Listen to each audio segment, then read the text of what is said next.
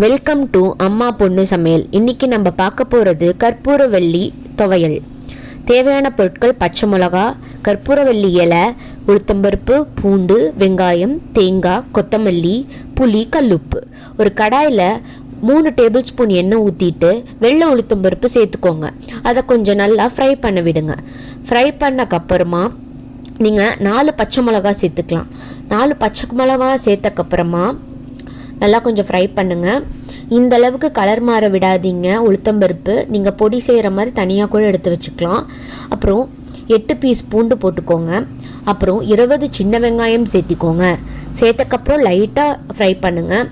உங்களுக்கே கொஞ்சம் கொஞ்சமாக ஆட் பண்ணுறப்போ லைட்டாக ஃப்ரை ஆனால் போது, ரொம்ப ஃப்ரை ஆனால் டேஸ்ட் மாறிடும். நீங்கள் உளுத்தம்பருப்பு வேணால் தனியாக எடுத்து வச்சுக்கோங்க. ரொம்ப கலர் மாற விடாதீங்க. அதுக்கப்புறமா நீங்கள் கற்பூரவள்ளி இலையும் கொத்தமல்லியும் சேர்த்து ஃப்ரை பண்ணணும். அதுவும் ஃப்ரெஷ்ஷாக எடுத்துக்கோங்க. கற்பூரவள்ளி நல்லா வாஷ் பண்ணிக்கோங்க. சளிக்கெல்லாம் ரொம்ப நல்லது.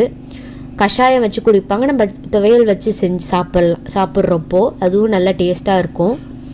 சேர்த்தக்கப்புறமா கற்பூரவள்ளி கோல்டுக்கு ரொம்ப நல்லது. இந்த கிளைமேட் மாறத்துக்குலாம் எல்லாத்துக்குமே நல்லா குழந்தைங்கள்லாம் விரும்பி சாப்பிடுவாங்க.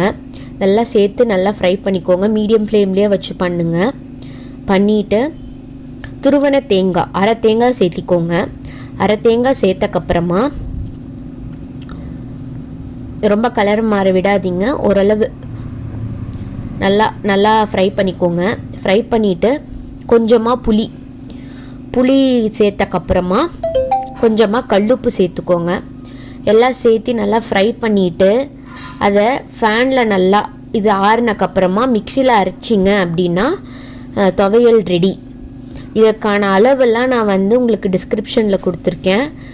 அம்மா பொண்ணு சமையல் சேனலை சப்ஸ்கிரைப் பண்ணிக்கோங்க. பாய்.